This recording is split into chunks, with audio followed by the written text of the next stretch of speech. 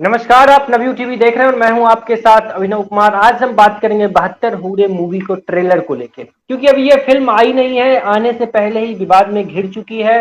और इस मूवी का जब से आने का जानकारी हर तरफ, हर लोगों के बीच, मीडिया के बीच जब से आई है, तब से हर लोग इस फिल्म का इंतजार कर रहे हैं और कुछ लोग इसको विवाद के भी दृष्टिकोण से देख रहे हैं। हर लोग की अपनी अपनी दृष्टिकोण होती है, हर कोई अपने अपने हिसाब से हर चीज को देखता है, उसी प्रकार से इस फिल्म को भी देखा जा रहा है। आज इसी फिल्म का जो ट्रेलर रिलीज हुआ है, इस पे आज हमारे साथ बातचीत करने के लिए एक राजनीतिक विशेषज्ञ डॉक्टर आशीष हांडा जी हैं। इनसे हम एक एक करके समझेंगे कि ये इनका इस फिल्म को लेके क्या कहना है, सेंसर बोर्ड की प्रतिक्रिया पे क्या कहना है, सेंसर बोर्ड का जो रवैया है इस पे क्या कहना। तमाम तरीके के मुद्दे हैं जो इस फिल्म से रिलेटेड है, जो आम जनमानस को समझनी चाहिए। हम उन हर एक मुद्दे पे हम इनसे बातचीत करेंगे और आपको और अपने दर्शकों को और हम खुद भी समझने की कोशिश करेंगे कि इस फिल्म को जिस तरीके से लोग कह रहे हैं कि प्रोपेगेंडा है, तमाम तरीके की बात जो कह रहे हैं उसमें कितनी सच्चाई है और इसका क्या असर पड़ेगा। क्या ये फिल्म की आने वाली जो जुलाई में ये फिल्म रिलीज होगा उस समय क्या माहौल रहेगा। तमाम तरीके के सवाल है, एक एक करके सबसे पहले हम इनसे बातचीत करते हैं। डॉक्टर साहब, सबसे पहला सवाल हमारा आपसे कि आपने ये फिल्म का ट्रेलर देखा, और देखा तो आपका क्या प्रतिक्रिया है। अभिनव जी, सबसे पहले तो आपको, आपके चैनल के सभी प्यारे प्यारे दर्शकों को मेरे यानी डॉक्टर आशीष का प्यार भरा नमस्कार। नमस्कार सर। अभिनव जी, ऐसा है, फिल्म जो है ना, फिल्म दो जी तरीके की होती है। एक होती है मनोरंजन के लिए और दूसरी जी होती है कुछ मैसेज देने के लिए। दोनों ही तरह की फिल्में बनती हैं और दोनों तरह की फिल्में बननी चाहिए और वो वेलकम है। मुझे ऐसा लगता है कि इस टॉपिक पे बात करने के लिए हम इस टॉपिक को 3 पार्ट्स में मैं डिवाइड करना चाहूंगा आपके साथ, बिल्कुल और बिल्कुल। उसी तरीके से हम अपने क्वेश्चंस ले सकते हैं। पहला जी पार्ट रहेगा हिपोक्रेसी, दूसरा पार्ट रहेगा फैक्चुअल थिंग्स, और तीसरा पार्ट रहेगा एवोल्यूशन ऑफ माइंडसेट। अब इससे मेरा क्या तात्पर्य है, मैं थोड़ा थोड़ा सा एक्सप्लेन करता हूं आपके व्यूअर्स के लिए। जी पहली बात है हिपोक्रेसी। हिपोक्रेसी का मेरा मतलब यह है कि हाथी के दांत खाने की ओर दिखाने की ओर। हिपोक्रेसी से मेरा अर्थ यह है कि मेरे लिए नियम अलग, तेरे लिए नियम अलग। हिपोक्रेसी से मेरा मतलब यह है कि तेरे भाई की शादी हो और तू सड़क पे नाच रहा हो तो मैं तुझे गालियां दूं कि रास्ता क्यों रोका हुआ है, और जब मेरे भाई की शादी हो तो मैं कहूं बजाता रहे हॉर्न, मेरा क्या जा रहा है, मैं तो सड़क पे ही नाचूंगा। इसको जी बोलते हैं हिपोक्रेसी। ठीक, ये अब आप सोचेंगे कि मैंने ये वर्ड क्यों लेके आया। इसलिए लेके आया कि हमारे राष्ट्र में बहुत से ऐसे समाज सेवी हैं, बुद्धिजीवी हैं, जिनको freedom of thought, freedom of expression और क्रिएटिव लिबर्टी की बड़ी तत्परता रहती है। यानी जब वो काली मां को सिगरेट पीते हुए पोस्टर में देखते हैं और कोई उस पर एतराज करे तो उनको लगता है ये हमारी क्रिएटिव लिबर्टी के ऊपर आप एतराज कर रहे हैं। कोई उनको जी कहे तुमने इस तरह के पोस्टर बैनर क्यों लगा दिए, नारे क्यों लगा दिए, तो वो कहते हैं आप हमारी फ्रीडम ऑफ स्पीच, हमारी फ्रीडम ऑफ एक्सप्रेशन को कैसे रोक सकते हैं, हम डेमोक्रेटिक इंडिया में रहते हैं। तो वही सवाल मेरा अब उन बुद्धिजीवियों से है कि अगर एक निर्माता ने एक पिक्चर बनाई, हो सकता है वो आपको पसंद आए, हो सकता है आपको पसंद ना आए, हमारी अपनी अपनी इंडिविजुअल सोच धारणाएं हो सकती हैं। अच्छा, आपको पसंद ना आए तो आप मत देखिएगा, अच्छा आपको पसंद ना आए तो आप उसके बारे में बैड रिव्यू लिखिएगा। लेकिन ये बिल्कुल। कहना कि ये पिक्चर रिलीज होनी चाहिए, नहीं होनी चाहिए, ये मुझे लगता है कहीं ना कहीं जिन लोगों ने बनाई है उनकी फ्रीडम ऑफ स्पीच और एक्सप्रेशन के ऊपर सवालिया निशान है। आपको मालूम होगा थोड़े दिन पहले जब द केरला स्टोरी को बैन कर दिया गया था कुछ राज्यों में, जैसे कि टीएमसी ने बैन कर दिया था वेस्ट बंगाल में, तो सुप्रीम कोर्ट ने उसके ऊपर सख्त टिप्पणी की थी कि भाई लॉ एंड ऑर्डर मेंटेन करना आपका काम है as a state government, picture को बैन करना ना करना आपका काम नहीं है, वो काम है सेंसर बोर्ड का। तो बिल्कुल। आप इसको बैन करें ये उचित नहीं है। तो ये जो हिपोक्रेसी इस समय कुछ सेक्शन ऑफ सोसाइटी दिखा रहे हैं, क्योंकि जितना मैं इस ट्रेलर को देख के समझा, मुझे समझ में आया this is a very good movie, a very well thought of narrative.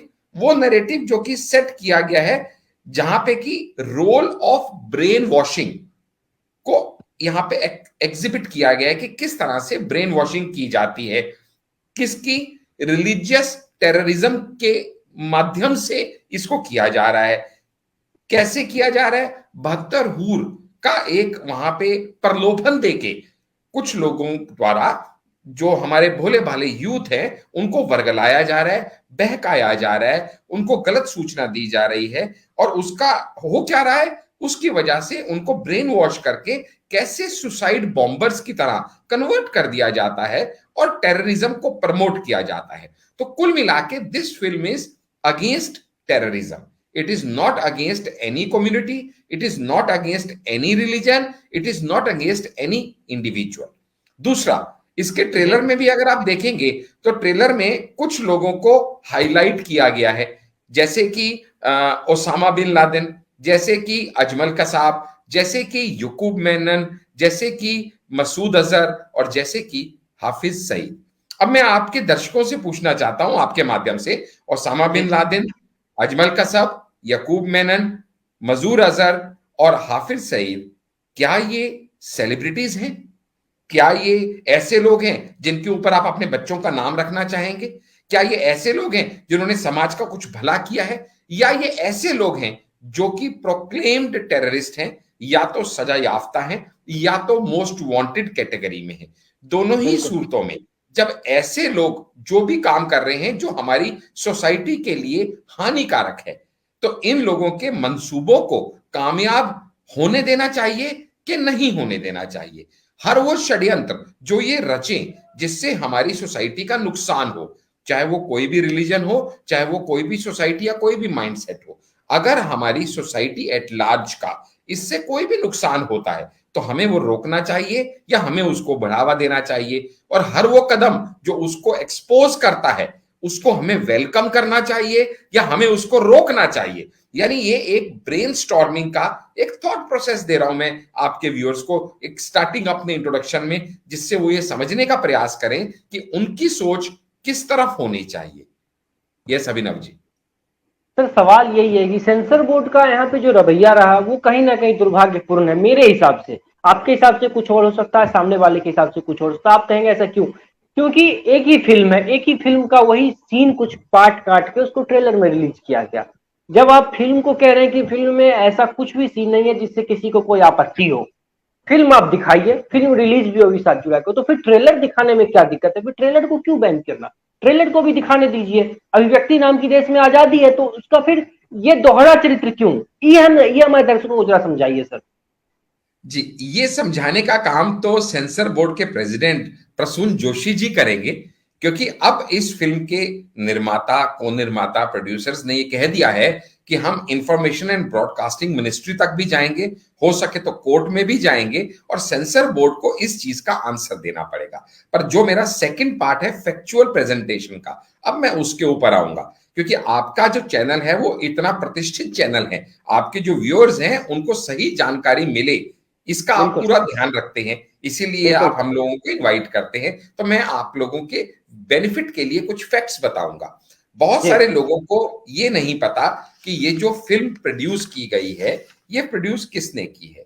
तो दोस्तों, इस फिल्म का जो प्रोड्यूसर हैं वो संजय पूरन सिंह चौहान जी हैं। कौन है संजय पूरन सिंह चौहान? ये एक बहुत जाना माना नाम है फिल्म इंडस्ट्री में, क्योंकि इनको 2 बार नेशनल अवार्ड से सम्मानित किया जा चुका है, यानी ये कोई बिल्कुल। ऐरे गहरे व्यक्ति नहीं है। दूसरी बात, इसके को प्रोड्यूसर कौन है? अशोक पंडित जी। अभी अशोक पंडित जी कौन है? ये एक बड़े प्रमुख सामाजिक कार्यकर्ता हैं, और वो हैं जिन्होंने बहुत नजदीक से टेररिज्म को जम्मू कश्मीर में देखा है। सिर्फ देखा ही नहीं, झेला है, भोगा है। ये उसके भुगत भोगी हैं और पीड़ित हैं। और इससे ज्यादा जो आदमी खुद उस सब चीज से गुजर के निकला हो ना, वो उस चीज की पीड़ा को बहुत अच्छे से समझता है, वो इन्स एंड आउट समझता है। इसीलिए ये फिल्म बनाई गई है, पहली बात। दूसरी बात, ये जो फिल्म जिसके बारे में हम बात कर रहे हैं 32 सूर, आपके ज्यादातर ऑडियंस को ये लग रहा है कि फिल्म अभी आने वाली है और ये फिल्म का अभी ट्रेलर आया है। मैं आपकी और आपके दर्शकों की जानकारी के लिए ये भी बता दूं दोस्त कि ये फिल्म पहली बार प्रीमियर की जा चुकी है। कब प्रीमियर की जा चुकी है? 2019 में। ध्यान दीजिएगा इस बात के ऊपर, आपको सेंसर बोर्ड के ऊपर अब हंसी आएगी। 2019 में जिस फिल्म को प्रीमियर किया गया, और वो भी कहां? International film festival of India, यानी IFFI के प्लेटफॉर्म पे, international film festival of India, of Thailand नहीं कहा मैंने, ऑफ बैंकॉक नहीं कहा मैंने, ऑफ इजिप्ट नहीं कहा मैंने, ऑफ इंडिया कहा है। तो यानी हमारे ही यहां पे प्लेटफॉर्म पे इसको प्रीमियर किया जा चुका है, वो भी 2019 में, आज से 4 साल पहले। अच्छा, तब इसका टाइटल में कोई दिक्कत नहीं थी? अच्छा, तब इसके कास्ट में कोई दिक्कत नहीं थी? तब इसकी स्टोरी में कोई दिक्कत नहीं थी? जब पूरी फिल्म में दिक्कत नहीं थी तो ट्रेलर में होने का तो खैर कोई सवाल ही नहीं उठता, बराबर है। इतना ही नहीं, this film also one ICFT UNESCO Gandhi medal award. ये नेशनल अवार्ड है जो इस फिल्म को मिला, यानी ये फिल्म ऑलरेडी एक नेशनल अवार्ड विनिंग फिल्म है। जिस फिल्म को आप नेशनल अवार्ड विनिंग फिल्म का दर्जा देते हो, आप उसी फिल्म को कंट्रोवर्शियल कह देते हो। उसी फिल्म को 4 साल बाद आज आपको उसके ट्रेलर में दिक्कत दिखाई देने लग जाती है। इतना ही नहीं, ये डायरेक्टर चौहान जो हैं, इनको ही इसी फिल्म के लिए नेशनल फिल्म अवार्ड भी मिला था for the best director of the same film in 2021। 2021 में, 19 में इस फिल्म को प्रीमियर किया गया और 21 में इसी फिल्म के लिए बेस्ट डायरेक्टर अवार्ड इसी चौहान साहब को दिया गया, जिस फिल्म को आज आप कंट्रोवर्शियल कह रहे हो, जिस फिल्म के ट्रेलर पे आपको हैरानी हो रही है। मतलब कितना हास्यास्पद है ये, समझ नहीं आता कि ये इंटरनेशनल मीडिया आपके ऊपर हंसेगा, आपका मजाक उड़ाएगा। कुछ तो शर्म करो, क्या कर रहे हो भैया। अब तीसरी बात के ऊपर आते हैं जी अभिनव जी। हमने बात कर ली ऑलरेडी हिपोक्रेसी की, हमने बात कर ली ऑलरेडी फैक्ट्स की, ठीक है। अब मैं बात करता हूं इस फिल्म की जिस्ट क्या है और लोगों को इसके ऊपर एतराज क्या है। जिस्ट मैंने आपको बताई कि जिस्ट जो प्रोड्यूसर डायरेक्टर हैं, उनका ये कहना है कि ये सच्ची कथाओं पे, सच्ची घटनाओं पे आधारित है। किस तरह की घटनाएं? ऑलरेडी बहुत सारे ये केसेस लॉन्च्ड है और ऑलरेडी बहुत सारे क्रिमिनल्स ने ये कन्फेस किया है कि भी हमको सुसाइड बॉम्बर बनाने के लिए ब्रेन वॉश किया गया, ट्रेनिंग दी गई, हमको इस तरह से प्रॉमिस किया गया। प्रॉमिस क्या, प्रैक्टिकली क्या होता है, इनका जो एक वर्किंग स्टाइल कह लीजिए, वो इस तरह से होता है कि यहाँ पे भोले भाले लोगों को ल्योर किया जाता है कि भैया आप अगर, ध्यान से समझिएगा, या इट इज मैं ऐसे बताऊं, it is a narrative of belief dancing with brutality. यानी किस तरह से बिलीफ सिस्टम को ब्रूटैलिटी में, यानी क्रूरता में कैसे ट्रांसफॉर्म कर देते हैं, जिससे अनइमेजिनेबल चीजें भी रियलिटी में कन्वर्ट की जा सकती हैं।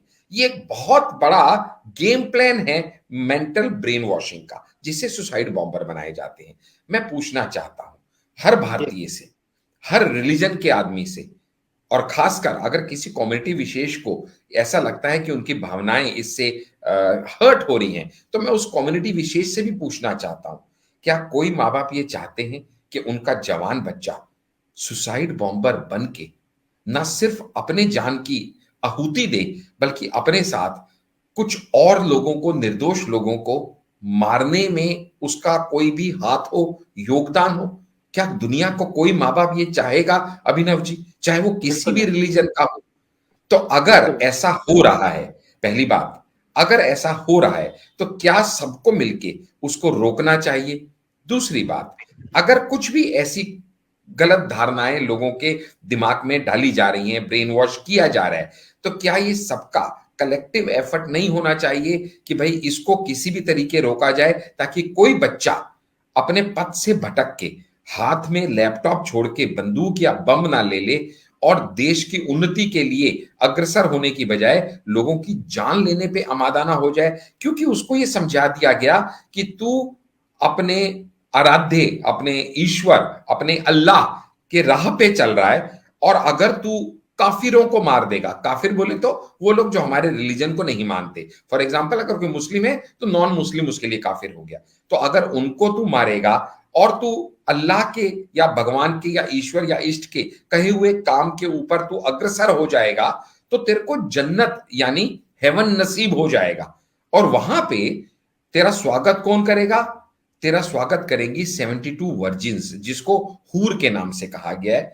ऐसा उसको प्रलोभन दिया जाए ब्रेन वॉश किया जाए और टेररिज्म को प्रमोट किया जाए, तो मुझे लगता है इसको जितना हो सके एक्सपोज किया जाना चाहिए और जितना हो सके उतना अपने समाज को इस तरह की कुरीतियों से बचाना चाहिए। मैं अदर कम्युनिटी के लोगों को भी ये कहता हूं, देखिएगा, अगर मैं एक प्रैक्टिसिंग हिंदू हूं, आप देखिएगा आज मैंने जानबूझ के हरे रंग की शर्ट पहनी है और भगवा रंग का गछवा धारण किया है, इसलिए जी गमछा धारण किया है भगवा रंग का और हरे रंग की शर्ट पहनी है, क्योंकि मैं ये मैसेज देना चाहता हूं व्यूअर्स को कि किस तरह से green and orange and white ये तीनों मिलके हमारा राष्ट्रीय ध्वज के कलर बनाते हैं। तो it's not about religion, it's about humanity, it's about the national integration, it's about the national security.